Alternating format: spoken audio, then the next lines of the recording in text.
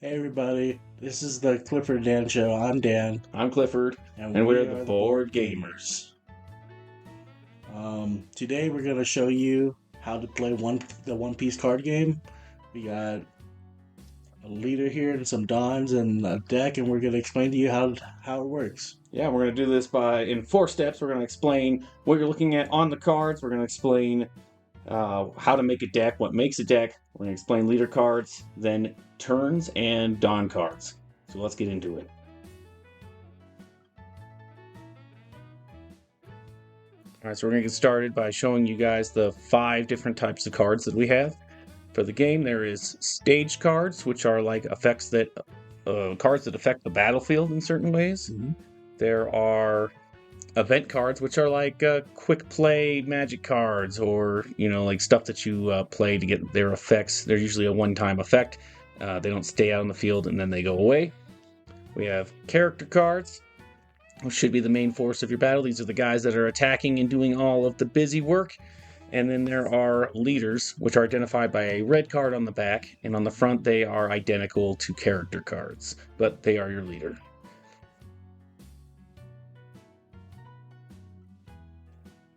We're going to go over the stats that you're looking at on each card so that you know exactly what you're looking at. So Dan, what's the big 8 in the top left there? The big 8 is the cost that you have to tap your don to play. Don is basically um, like mana, if you're familiar with Magic terms. Yeah, Dawn cards are your resource for this card game. That's what you use to summon cards. And in this case, the big 8 in the top left, sometimes a smaller number, sometimes the bigger numbers, is how much of your Dawn resource you need to spend to play that card. And on your right, you have 8,000, which is your power level of how strong your character is. Yeah, that is your attack power. Also, sort of your defense power, kind of all in one. Everything is in for attack powers in thousands, so it'll be like 1,000 through 12,000, whatever it is. In this case, he has an 8,000 attack power. And on your bottom left, it shows you the color this card represents. So this card is yellow. It only works with decks that have yellow in it. And we'll get into that when we do the deck building part of this video. Other than that, the only other part you have is this center part right here of text that tells you any effects that character has. Some have none, some have a lot. They're pretty cool. And then, of course, down here you just got the character's name, and in the bottom right or bottom middle here you have what faction they are a part of. There are cards such as this one here that have a counter on it, which is cards you can play from your hand when you are attacked to increase the power level of any card that is getting attacked, including your leader. And then there are cards with triggers down here. Triggers only come into effect when you draw a card out of your life pile, which we'll get into later, that has a trigger. So when you get hit and you draw a card for life, that trigger comes into effect if you choose it to be. And you can choose to keep it in your hand or to use the trigger. Once you use the trigger, it either discards to your discard pile, or you could play it on the field depending what the trigger says.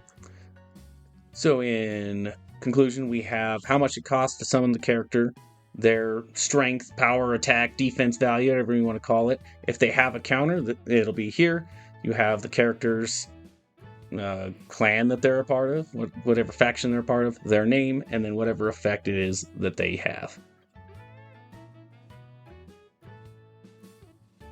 Alright, so the first thing you need to know about building a deck is that every deck has exactly 61 cards. You can't have more and you can't have less. And it consists of 10 Dawn cards, 10 Dawn cards, which is your resources, 1 leader, and 50 cards of your choice between those stadiums, actions, and character cards. So again, exactly 61 cards, 50 in the main deck, 1 leader, and 10 Dawn cards. You can't have any more or any less of exactly that combination of cards. Your decks the colors are based off of what the leader says. So this is Katakuri. His color is yellow. So this is a mono yellow colored deck. But then there are leaders that have 2 colors. So this one is blue and yellow. You could have a deck with blue and yellow cards in it. Right, so there are, I think there's 6 different colors. There's red, blue, green, black, yellow, and purple. So there are 6 colors that you can choose from. A leader that corresponds to at least one of each of those colors, and some that you can play multiple colors of, but your whole deck has to be the same color as your leader. So here my leader is yellow, so my whole deck needs to be yellow. Another good thing to remember about when building your deck is that for every card that's in there, except for your leader, you can only have a max of 4 of that character. So in the case of this Capone Gang Biggie, you can only have 4 of him in your deck. You can have less if you want, but you can't have more than 4 of any one card. So out of all the 50 you have in your base deck, you can't do that. And they all have to be the colors of your leader. I think we covered that already. There we go.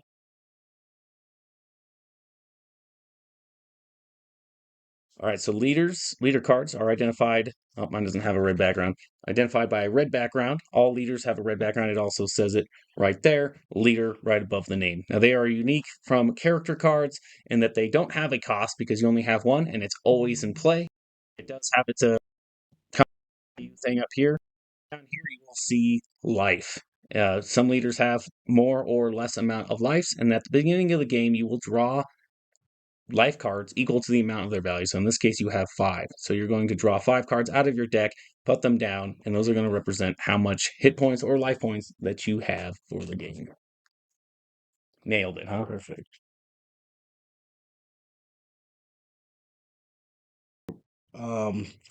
First we're gonna talk about how the game starts, and it starts off by rolling dice to see who goes first. Both players roll a pair of dice. I got a 9, and then Dan would roll the dice. He got a 12. Cool. So whoever rolls the highest, you can decide if you want to do lowest or even odd, whatever you guys want to do. You can also flip a coin if you want. Most people just like to roll dice. So whoever rolled highest, in this case Dan, he's going to choose whether he wants to go first or second. And then the next thing that you're going to do is you're going to prepare your hand for playing. So the first thing you do is you put your leader out onto the field. He never leaves the field the entire time. He just stays out. And then you prepare your 10 Dawn cards face down in their own pile, and then your deck goes into another pile. After you shuffle it very nicely, give your opponent a chance to cut your deck as well, and that goes here. And it's and after you roll the dice, you draw your 5 cards. 5 cards is the total amount of cards that you draw in any at the beginning of the turn. You can have more cards than 5 in your hand at any point, but you start off by drawing 5 cards. And if you don't like your hand, you are able to take 1 mulligan, which you just reshuffle your deck and draw 5 more cards. Is it all or nothing? Isn't it you can choose? No, it's all. Okay, Nothing, yeah. so yeah, when you mulligan, it's all or nothing. You either take all 5 cards, put them back into your deck, and then shuffle, and then you put it back down, you shuffle, or you draw 5 more cards. You can only do this one time at the beginning of the game. And then after you draw your cards, you place your life cards, usually to the left of your leader. Right, so we covered on leaders, they have a total life amount. So after you draw and do your mulligan, you're going to draw a total amount of cards face down. You're not allowed to look at them without an effect saying that you can. And you're going to put them somewhere easy for you to see and easy for your opponent to see how many life cards that you have left. You can put them to the left of your deck, over to the side on the other side if you want, as long as it's clearly visible where your life is and how many that you have. And each turn you get to draw a card, except if you're going first, you don't get to draw a card. And for your Don deck, you draw 2 cards each turn, except for your first turn. If you're going first, you only draw 1 Don card. Right, so for the first player, at the beginning of the turn, he's going to flip 1 Dawn card over. Every turn subsequently afterwards, it's going to be flipping 2 Dawn cards, and then you don't get to draw a card on the first player's turn. And then but on the opponent player's first turn, they would draw a card, just not the first player's first turn. And you also can't attack on either player's first turn. Yes. Okay. Talk about Yeah. how you lose or how you win. So you would basically just look at your hand. In this case, I have 1 Dawn because turn 1, you only get to draw 1 Dawn. You can exert it by turning it to the right. What's it called in this? Exerting? Just tap. Tapping it. You tap it, exert it, whatever you want to call it. You turn it over to the side, indicating that you have used it. And then you can play something with a cost of 1, such as this guy, and then do their effect. And remember, on turn 1, you don't get to attack. So he can't attack anybody if my opponent had anything, which he would have just have a leader out at this point. And then your opponent would take their turn. They would flip over 2 Dawn cards, draw a card, play what they wanted, and then it would come back to you, where you would unexert any cards that were or tapped, untap anything. You will draw 2 Dawn cards face up into your pile. Now you have 3, and then you will draw a card to add to your hand. And then everything just continues on like that. You play cards that you want based off how much Dawn you have. If you have 3, you can play a character with 3. But now you get to attack. So let's get into attacking. So after your opponent's first turn, you're able to attack. So last turn, at the beginning of my turn, I decided to summon this Charlotte Sparrow, and now I can attack with people. So you can't attack the first time a character is summoned, correct? So this Charlotte that I just summoned, he won't be able to do anything. But I summoned Strusen last turn, and of course you have your leader who can also make an attack. So you can only attack an opposing character after they have exerted. So in this case, if I want to attack with except for the leader or their life points by attacking their leader. So in this case, I can say I'm going to attack his leader with my leader. I have 5,000 attack, he has 5,000. Now, in order for you to win the attack, you just have to equal their value. So in this case, if I attack with Charlotte Katakuri by exerting him on his leader, I would win the battle.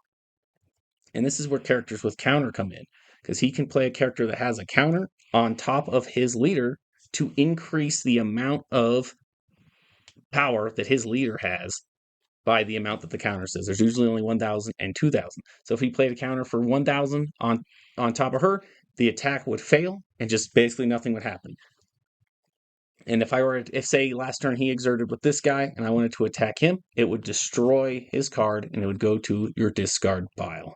And if the attack with the leaders go through, lose you lose a life card, and you win by your opponent losing all their life cards, and then you deal one final blow.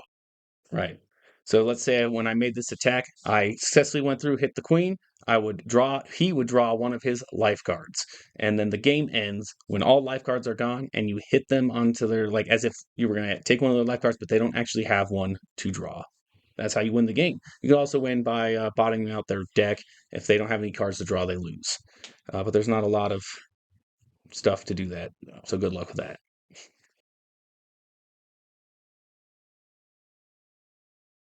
Okay, ladies and gentlemen, what we're going to do now is show you a practice game so that you can see exactly how it's done, and then you can play when you want. So both of us have our 50 card decks, our 1 leader, and 10 Dawn cards. So you're going to set it up where you have your deck on one side. Underneath, you can put your Dawn cards. You can kind of put your leader wherever. I like to keep them behind the line that I summon people, but whatever you want to do. And then we're going to figure out who goes first by rolling a pair of dice. 9 versus 12. That happened twice in a row. Okay. So Dan gets to choose if he wants to go first or second. I would choose to go first. Okay, so Dan's going to go first. So then both players, we're going to go ahead and draw 5 cards. 5 cards drawn. You're going to decide if you want to mulligan by putting your whole hand away and shuffling and drawing again, or if you want to keep this hand. Dan's going to mulligan, and I'm going to keep the cards that I have.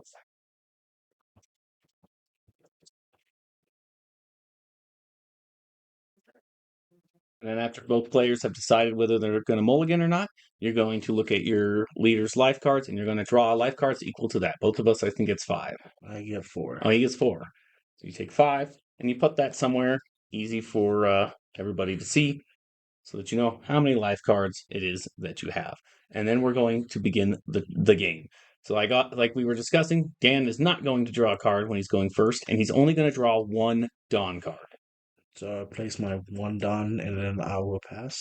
So he's not going to play anything with his 1 Dawn. He's going to pass it to me. Being the second player, I do get to draw a card, and then on this turn and every turn after, both players will draw 2 Dawn cards with a max of 10. There are no cards that cost more than 10, so that's the most that you can draw. Look at this, I can play a card. And then I'm going to tap one thing, to play a Charlotte Pudding, who allows me to look at 4 cards from the top of my deck, reveal one Sanji or Big Mom Pirates, and then put that into my hand. I'm going to reveal this card, put it into my hand, and then I put the rest at the bottom of the deck. And then since it's my first turn, I can't actually attack, so I have to pass turn to Dan. And then on my turn, I draw a card. And put down 2 Dawn. And then I will tap my Dawn to play a card. This card lets me shuffle my hand back into my deck and draw 5 more cards. That's pretty good. I like it a lot. Is that why you're playing Queen? Yeah, I get to mulligan all the time, and Yeah, I get to fix my life. that's pretty cool. Yeah, each leader has different types of effects, and then each deck has different type of effect. So for him, it's a lot of healing and redrawing cards, and for me, it's a lot of looking at my life cards, deciding what to put on top and bottom, and then just hitting with some big cards. Also, stealing life from the opponent is kind of what I'm going for. Every leader has a different effect, so decide which leader you want based on what cards you like the most. And because it's my second turn, I get to swing with my leader for 5. So he's attacking my leader with his leader. 5-on-5 would mean that it would tie. So if it ties, the attacker wins. So he would effectively, I wouldn't do this, but so the attack goes through because I don't want to counter it. If I wanted to counter it, I would take a card that had a counter. I would play it on him to increase his attack so that it's higher than the person attacking him to either make it go away, or I accept the hit and I draw a life card from here from my deck, from my life cards, sorry, into my hand. And then if it had a trigger, I could choose to play that trigger. This card does not, so his attack went through, and the game just keeps going.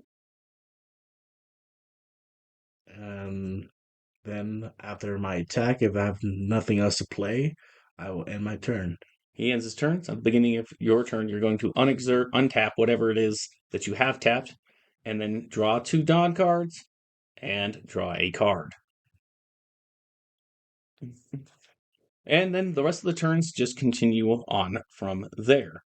I'm going to tap 3 of my Dawn cards to play Charlotte Peril Sparrow.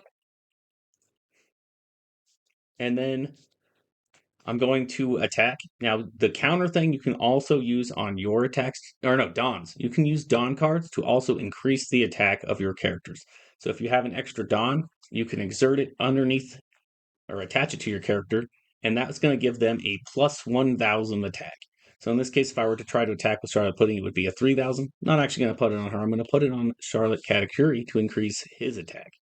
Now he has a special ability where when he has a Dawn on him, when he attacks, I gain plus 1,000 power, and I get to look at the top card of my life and either decide to put it on the top or the bottom. So I'm going to go ahead and swing at his boss with my boss for 7,000 because it's basically plus 2,000. He's going to decide whether he wants to counter it or not. And to counter it, you have to beat it by 1,000. So if he's coming at 7,000 to my 5,000, I counter for 7,000 and I counter for 9,000 to beat it. Cool. So he put down two 2,000 point counters to increase his attack to be higher than mine so that the attack just doesn't go through. And then I have nothing else that I can do, so I'm going to pass turn. And then next turn, draw a card, put down 2 Dawn,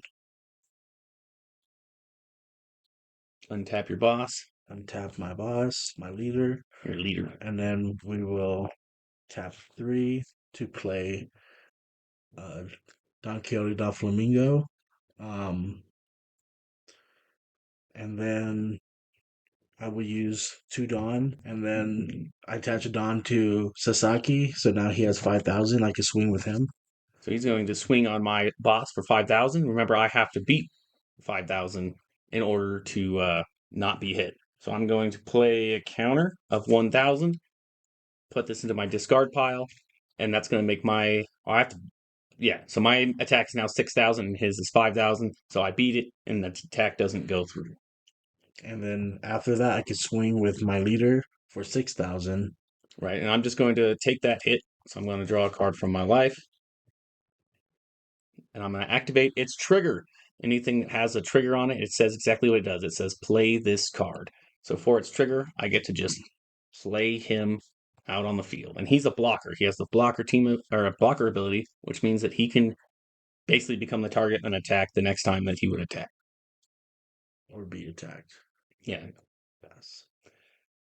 So again, it's going to be my turn. I draw a card. I draw 2 Dawn, untap anything that was previously tapped. And now we can get into where I can attack his characters that are now exerted. In order to attack a character that he has on the field, they have to be tapped sideways. They had to have done something the previous turn to be tapped. Now that his Dawn that is on him during my turn no longer increases his attack. So he's only at a 4,000, not a 5,000. There are effects where they come into play when the card has one on it. But in this case, it's not applicable. So I'm going to go ahead and attack his Sasaki with my Peril Sparrow to destroy it. And I don't have anything to protect him, so he will die and go to my discard pile. And then I would that's basically just how the entire game goes. You would play the entire rest of your hand exactly like that until say he attacked me enough times that all my life were gone, and then on his next turn he could attack me directly, and if it goes through with me not having any life, the game is ended. Okay, there you have it, guys. This is our video on how to play the One Piece card game. Got anything to add? Hope you enjoy it as much as we do. Yeah, we enjoy it a lot. It's one of our favorite games to go play. Find a local venue to come play. If you're here in Colorado, come play with us on Thursday, Friday, sometimes Saturdays at some local places. It's a lot of fun. And stay bored. Always stay bored. Stay board gamers. Hopefully not with One Piece, but stay board gamers.